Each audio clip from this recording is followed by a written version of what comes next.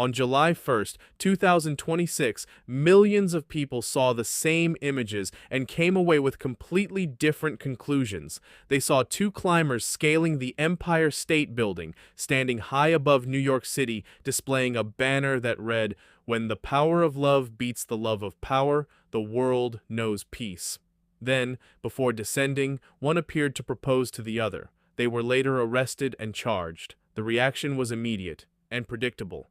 Many commentators focused on the security breach, the trespassing, the danger, and the legal consequences. To them, the story was about recklessness and irresponsibility. And to be fair, those concerns are legitimate. The climbers entered a restricted area and took extraordinary risks. But what surprised me was not the criticism itself. It was how many people seemed unable or unwilling to see anything else.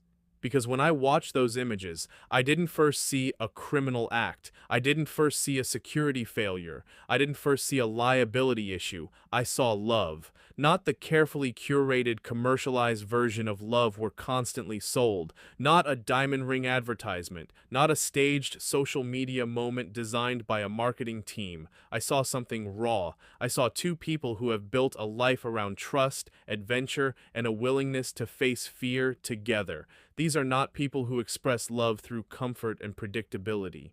They express it through shared risk, through absolute trust, through knowing that the person beside you is willing to go where almost no one else would.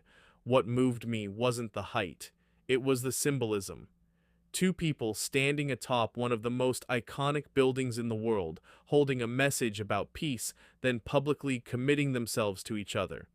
In a news cycle dominated by division, conflict, outrage, and cynicism, there was something strikingly simple about it.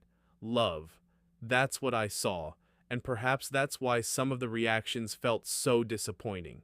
We live in a culture that has become remarkably skilled at deconstructing everything. We instinctively look for the flaw, the angle, the liability, the reason something doesn't deserve admiration. We are quick to explain why a moment is irresponsible, performative, or problematic.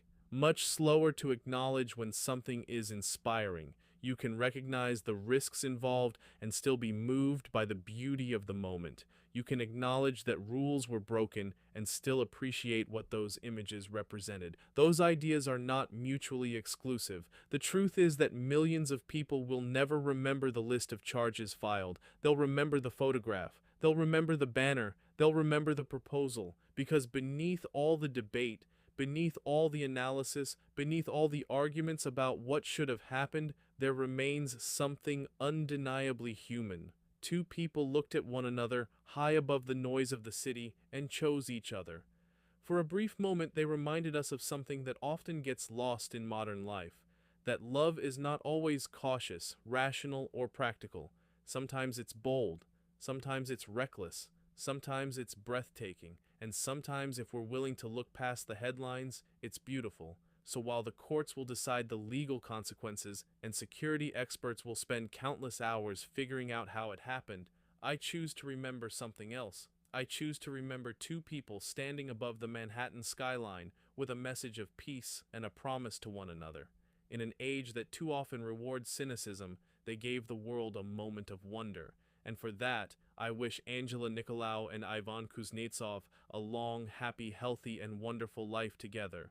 May their future be filled with love, adventure, laughter, and the same fearless devotion they showed atop the Empire State Building, and if fortune and mercy allow, perhaps a very short jail sentence as well.